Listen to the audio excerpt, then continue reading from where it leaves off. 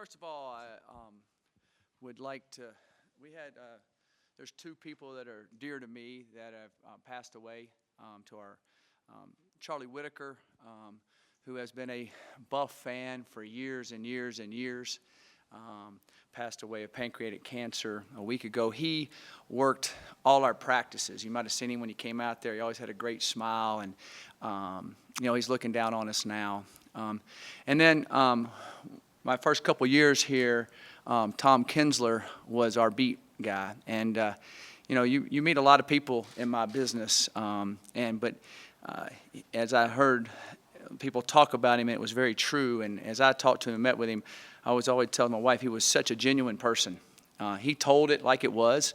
He was a true journalist, but he always had a great heart. And I know Tom has his burial tomorrow, I believe, and just wanted to make sure that send our condolences to their families and tell you how much I appreciated them. So I'll talk about football. We've had 2 days of practice.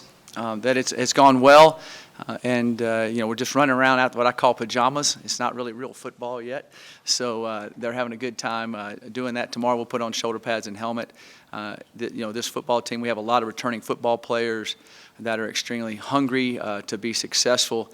You see that helps in practice, that helps in their enthusiasm, and also in their ability to listen and have intensity in meetings. All of those types of things are the focus that you need to be a good football team. So I see that sense of intensity and focus that in younger teams you're always having to get them going. In an older team you don't have to do that when they're doing it right. And we have excellent leadership on our football team, and we're excited about our next day of practice tomorrow. So I'll take any questions from there.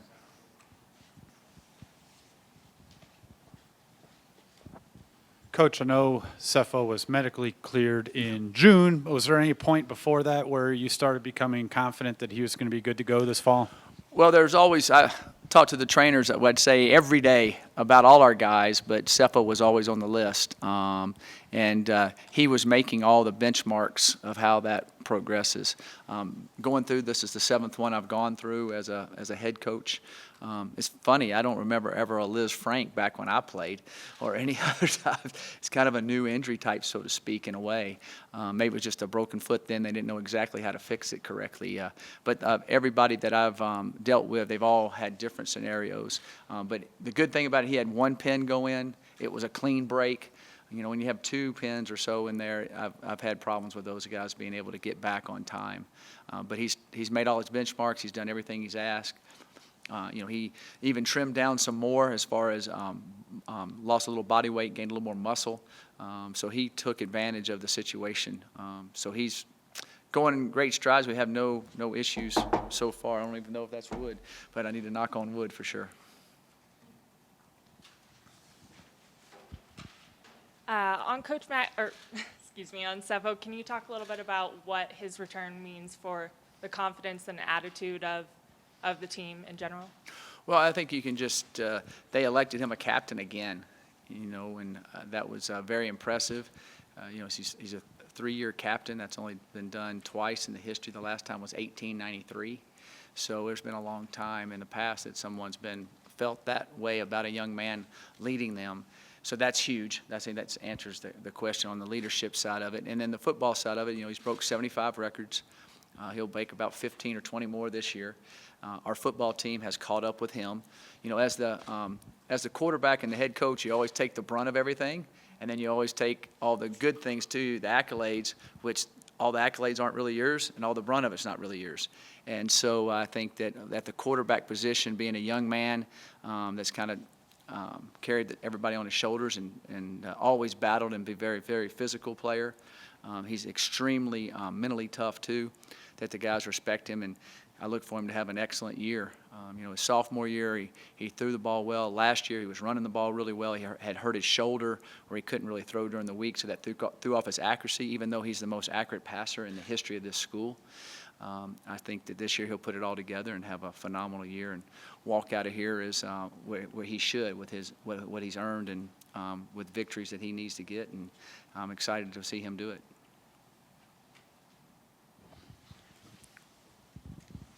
Coach, with Sefo in mind, there's been a lot of talk from the players every offseason about how much harder they've worked, the improvement. You've talked about having a more veteran team this year. What have you seen the offseason in the first couple of days of camp that might give you some inclination that finally this is the year when you guys do put it all together, from Sefo to the defensive lines, linebackers, kind of everybody? Well, I think it's all a process, and it builds on top of everything, I'd like to go out and run a marathon tomorrow, but once I started running, I'd break down about the 8th or 9th mile, right? As you keep working at it and building at the progression. So they've just built it in layers, and now they're at the point where they believe they can do it. They see they can do it. And it's not only in their words, it's more in their actions than it ever has been before. And I think when your words turn into actions, that's when results start happening more often, and I see that. Coach, what Yeah. can you talk about Coach Chiaverini bringing into the team here? He's a former player, had plenty of success, went pro, comes back here as a co-offensive coordinator. What kind of leadership does he bring to the team? Oh, Chev brings excellent leadership. The first thing when you meet Chev, you'll see his passion about Colorado, but you'll also see his passion about football. Football is, the old saying, but it was extremely important to him as a young man, and kind of has given him the opportunities to be successful that he has, playing pro football, now making a living coaching it. He's very passionate about it, very hungry about it. He also loves coaching receivers and the offensive side of the ball, really enjoys that. He brings a great expertise in that area for us. And, he has, the young man can see the passion he has for the University of Colorado. So I think he brings about 3 or 4 different things to the table for us. Coach, among the Yeah. fans and the media as well, we've heard the phrase bowl or bust for this fall, maybe being kicked around. Do you feel like that? Do you feel like this team, this program needs to secure a bowl bid this fall to continue taking a step forward? I've heard that since the first year I got here, really. When you haven't gone to a bowl in a while, that's always the first thing set up. But our goal for our players is tomorrow's practice, and, we want to win every game we play. We really do. And I definitely feel like we have the opportunity to do that. So hopefully at the end of the year, all of that will take care of itself as it goes. But it's all each day as you go through it. Coach, can you talk about the importance of that opener against CSU, being the rival school in the state, but also with these being college kids, how important is that momentum to get going quickly out of the gates? Well, the opening game is always a lot of fun. There's always a lot of hype on any opening game everywhere in the country. And so that's always exciting. But when you play a rival the very first game, kind of at a neutral site, so to speak, it makes it's a unique experience and puts a little bit more hype on it, a little bit more emotion on it. So I think that, playing that football game is a big deal. It's one that our guys hear about for 365 days a year. You don't hear about every other game 365 days a year, so that puts the other side of it, and that makes it more of an emotional tie to the game than most games. Mac, I'm wondering, as you look at this program as you've developed it, what have you seen up front, the offensive and defensive lines, in terms of kind of catching up to where you want it to be in the development along those fronts? Right. Well, offensively, in 2014, we had the least amount of sacks in the Pac-12. Last year, we had the most sacks in the Pac-12. A lot of that was predicated to injuries. We had quite a few injuries, most I've ever seen on an offensive line since I've been a head coach. Vice versa, you could look at Stanford the year before. Stanford got a lot of guys hurt in 2014. Didn't have quite as good a year. Last year, 0. They kept the same 5 offensive linemen the entire year, and the continuity is big. So we have Jeremy Irwin coming back, who I think is an excellent player. He could never really get over 285, which you really want him to be in the 300s to be able to anchor. He's now 308, doing really well.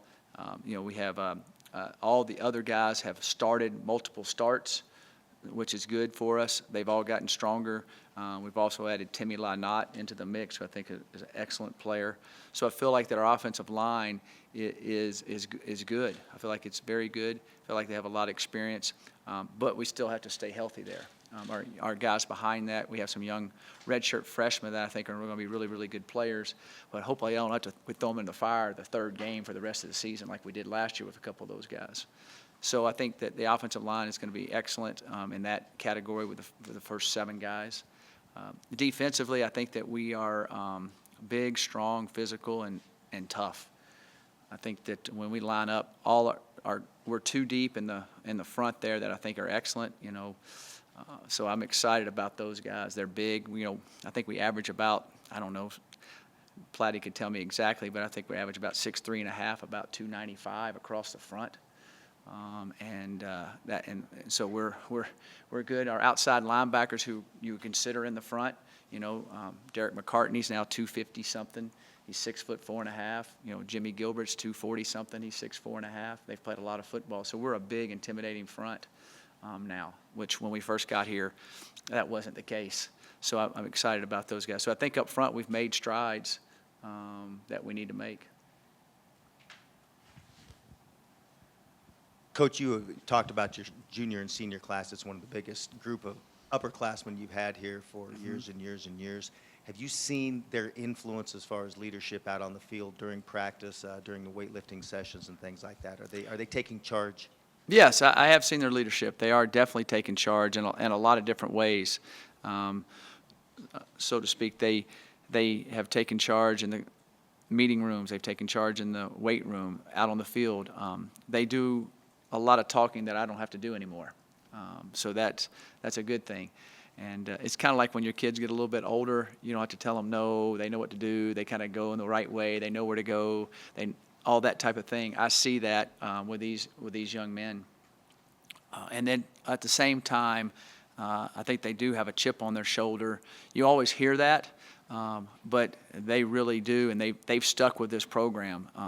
That was one of the things that I noticed when I got here. Percentage-wise, how many people had been bailing out of here since 2004. It was unbelievable. And these kids have stuck through it all. And to have the highest APR in the history of the school, which is a big deal, to have the most juniors and seniors, so I think since 2001, I believe that's correct, and I think we have the most starts since 2005 or whatever, returning starts, the most ever, right? Most ever.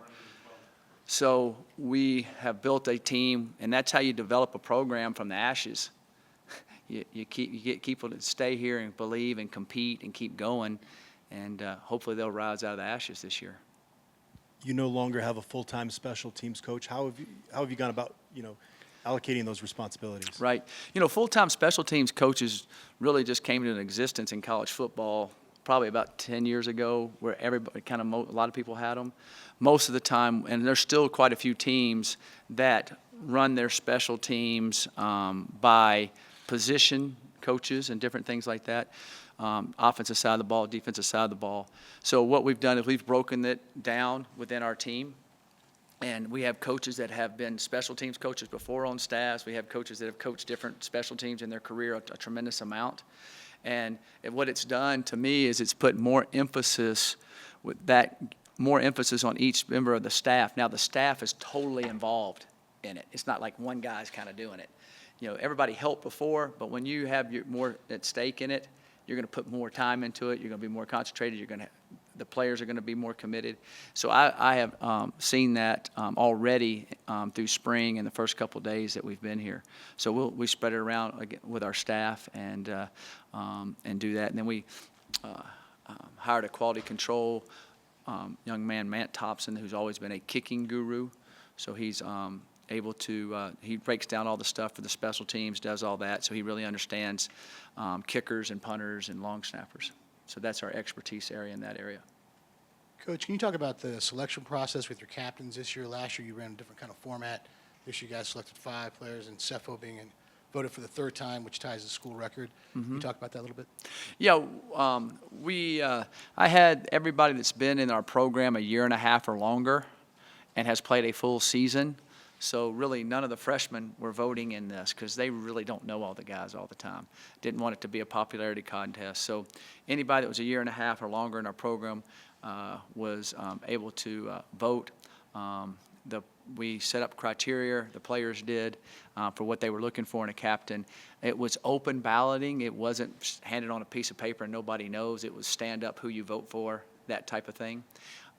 So it was interesting how they did it and how we did it, and it's given those guys, to me, a lot more teeth, and also the young men that weren't voted captain. The players talked and said, "Why we wouldn't vote you a captain?" So they know what to learn on and what to work on. It was really a neat moment in the way they did it. Coach, going back to the age and experience, obviously that brings so much optimism to this team. Does it change the expectations and pressure on the players, yourself, and the organization at all, and how were you reacting to that? This is a great question, but we always want the expectations high. That's why you do what you do. We play in the best conference in America. People argue that, but it goes back and forth, I guess, every year on what people think. So the expectations are always high for us. The expectations at the University of Colorado are always high. I mean, there's a great history here. And so I think that that's something that they know they step into. I also think it molds you as a person.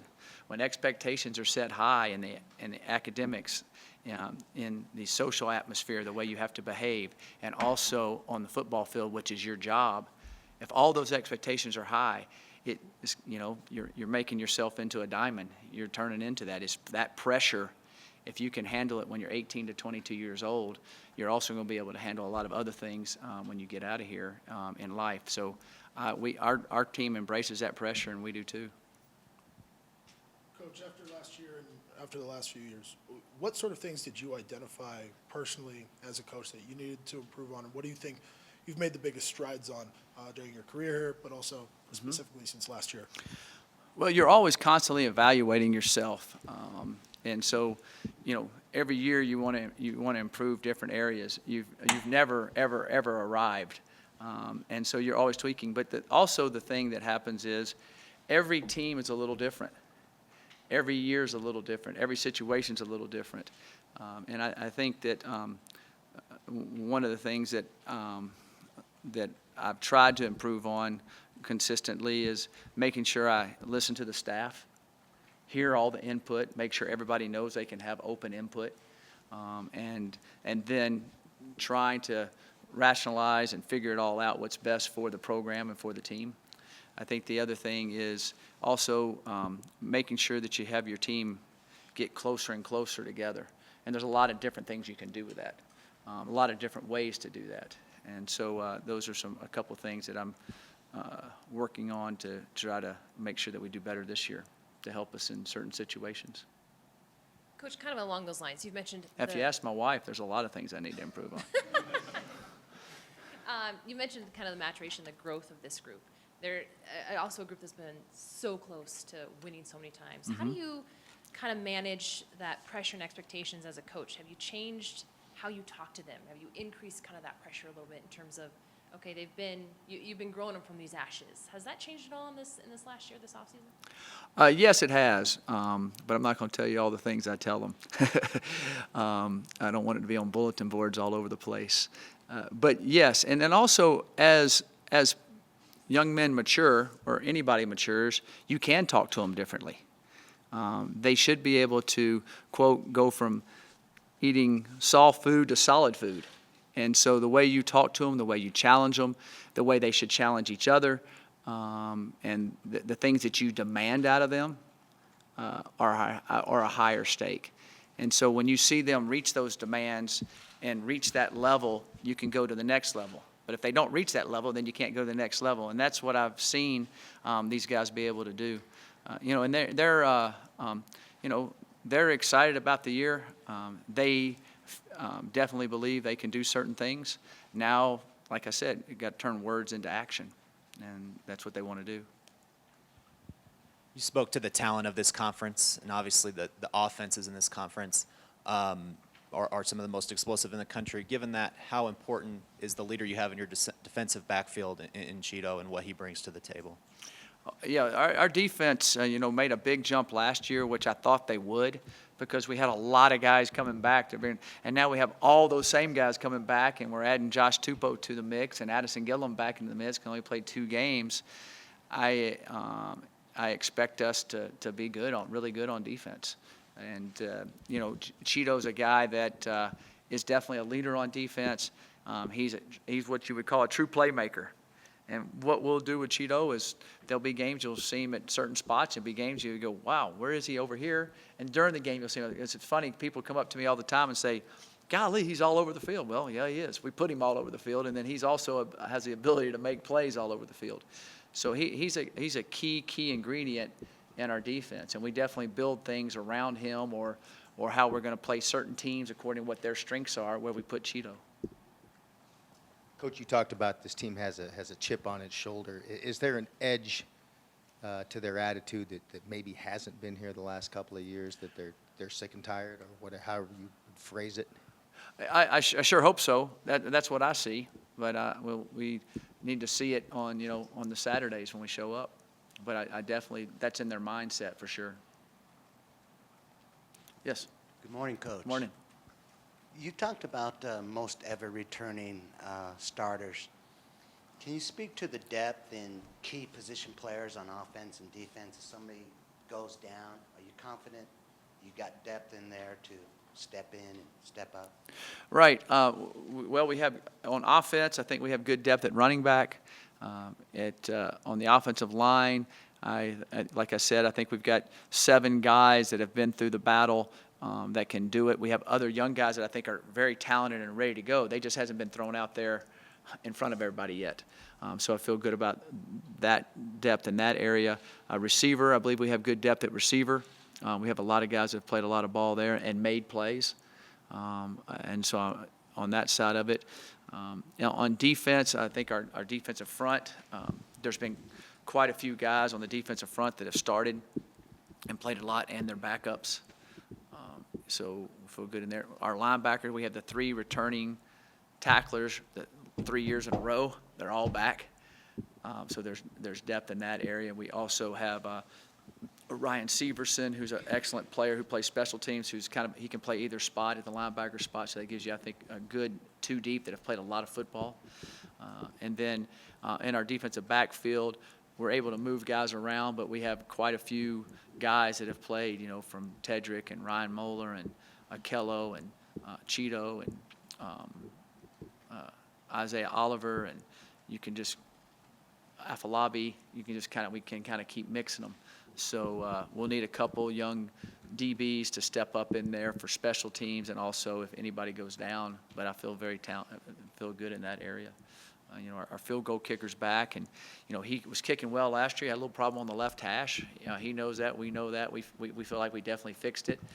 He's had a excellent first 2 days and looks good. Our punter's back as a sophomore, so. I thought he kept improving as the year went on. Last year, he has a very powerful leg.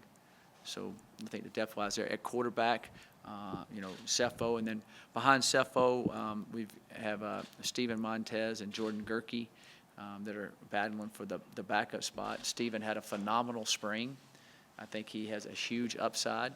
We just need to see if he carries that on through fall camp because he's big and athletic. And so if he can keep moving on, if something happened to Sefo, if Montez or Gerke, we'll see which one's there for that.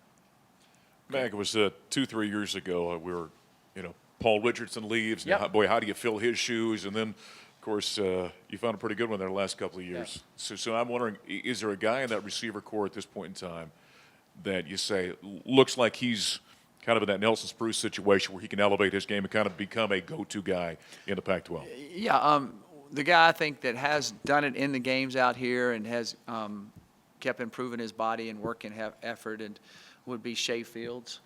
Shay Fields is an excellent player. Just need him to stay healthy. And last year he was having a great year, and he had hurt the ankle on that long 78-yard touchdown pass he made against Arizona. So Shay Fields would be a guy that I think could step up and be a top echelon Pac-12 wide receiver. Is there a specific area or position of the game where you guys feel you need to improve this year? Well, every area. You want to improve in every area because if you focus too much on one area, then another area lets down, so to speak. The area offensively that we weren't as good in last year as we were the year before, percentage-wise, was our ability to score touchdowns inside the 20. We had some big plays. We had some, did some different things. If we will get back to the same rate we were at in 2014, which I think we were around 64% or so, then the way our offense was moving the ball will radically change the scoring difference.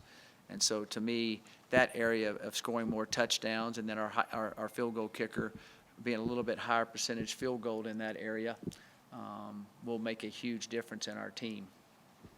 So that's where I'd see an area. And since yesterday was our first practice, the first day, usually don't do that. We went straight to the red zone and just keep working it, keep getting comfortable there, keep doing that. And it's not, you can't put a sense on the kids of, oh, you got to score in the red zone. You just practice it more. You just get comfortable more. You know what reading. You kind of know what defenses are going to do down there offensively. You kind of get your system down. You feel more comfortable. All of a sudden, you make the good throw, or you make the right run, or you make the right call because we've done it, practiced it so much. So I think if you emphasize it, you get the results. So that's an area we've tried to make sure we emphasized even more. Coach, of all the incoming freshmen, is there anybody who you think you'll be able to use and who will be able to make contributions right off the bat who you're really excited about? Well, it's too early to tell. I think all of them are very good athletes. They bring a lot to the table. So we've been 2 days. You really don't know till they get in pads, out there a few days, and there's these big men hitting them and beating on them. How are they going to handle all that? Some guys are able to handle it quicker. Some guys need a red shirt, and then all of a sudden they pass up the guys that played earlier. It's all a process, but it's too early for me to say that. I won't be able to tell you that till the week we're getting ready to play Colorado State, really, after we've kind of gone through a couple scrimmages and seen how it all unfolds. Mac, you were talking about the upperclassmen. Obviously, that Right. kind of helps the learning curve. But I'm wondering, if you've got a fourth-year starting quarterback like Sefo, who's seen it, done it, you guys have done everything with him, how much more accelerated or how much more pressure or responsibility can you put on him from an offensive standpoint? Wow, he can handle a lot. The thing that he has gotten really good at in games is being able to change plays, see things, understand what's going on. And you can tell him something right on the sidelines. You can even tell him something in a series. Hey, look for this, and he can get it. When you're a young player, all you're trying to do is get the snap, get it handed off, get it thrown to the right guy. You don't see the whole picture, so you're kind of tunnel vision. Now he can see everything. So we're able to do that with him during our course of a game, during the course of a series. He'll even know if we call something. We'll have talked about it during the week. Hey, if we call this is what they're doing now. We're seeing it. And he knows, okay, wow, that's why we're calling it. I got it now. So things like that you're able to do. If you were in the pros, you could just tell them in the headset. And they would, hey, here's where we go. They're doing what we talked about. So it's hard to do that as much in college because you don't have anything to talk to them with. It's all by signals. And so sometimes you can call them over in between a play and tell them. But he's able to handle a lot, and we expect him to. And he does too. I don't think you can really overload him, so to speak. Is that a hook? Is that a hook? Any other questions? I'll throw out an obvious one. Only one more back. Yeah. Going back to Sefo a little bit, Yep. I saw he was talking about this the other day about end of games making plays as compared to making mistakes or not making a play. How do you help a quarterback in those tight situations in the fourth quarter in the red zone? Well, number one, we practice it quite a bit. Number two, the players around him got to make some plays. And number three, he just needs to stay within himself. Not try to go, I got to make this. I've got to just stay within what's happening, give what they take, and take what they give you, and play ball. So, it's kind of like, to me, the three-point shooter that says, I got to make the three-point shot. He'll just, if he's just playing in the flow of it, it's in the system, and boom, he's open, and it goes. So I think it's the same way with him. Just get him in the flow, let him play, and let him realize he doesn't have to make the play to win the game. Okay? It will naturally happen within the offense. It might be his play to make. It might be a handoff to a running back. It might be a block that the left tackle makes picking up a blitz, and he's able to get it off. All of that goes together. So they all need to realize that every person's important in that situation. Everybody under pressure has to perform, not just one guy. So I think he understands that, but you don't nitpick with him on it. You just set it all up, put him in the best situations to go, and he'll make more of his share than he won't. Anyone else? Any other questions? And I'll ask the obvious one. I've been here 33 years. Cannot recall having upwards of 15 commitments this early. Could you speak to as to why, in particular, what effects in your first full recruiting cycle the facility has had on that? Okay. Of course, I can't mention any names. You're trying to trap me, Dave. So, yeah, I think it's been a process. You know, we've been out there recruiting for, we've been out for basically 3.5 years recruiting. So we have really 3 full classes in, 3.5 full classes, so to speak, because everything was halfway done when I got here. We just kind of scraped it up the first year. We got some good players that last spring, though, that last part. In 2.5 weeks of recruiting, we got a few good players that y'all have talked about in here that are pretty special guys. But I think the thing that has helped us the most is we revamped our recruiting office. And when I first got here, they didn't have that. We didn't have the resources for it. It's what I wanted to do. And Rick and I talked about it in depth about 22 months ago. And he got the resources. He went out and raised it. He's a phenomenal fundraiser. He tremendously backs us and what we do. He understands it. He gets it. And so when we revamped that and we went from 1 person in our recruiting office to 7, makes a big difference. And then our coaches have done a great job.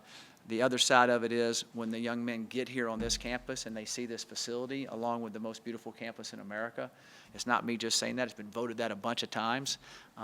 When they go down on Pearl Street and see Pearl Street and enjoy all that, I think that that kind of puts the icing on the cake. But when you walk into a $156 million football complex that they've never seen anything like it before, also makes it special. So I think it's a combination of all of it, but I think the process has gone, and that's why you're seeing all of this. And as we have more success on the football field this year, it'll even jump to another level. So I'm excited where we're headed and where we're going, and let's just go have a good season, right? Last chance, any follow-up? Got a couple of one-on-ones for them. Players should be arriving in here in about 5 minutes, so stretch your legs, have some lemonade or tea. All right, thank you. Shortly. Thank you.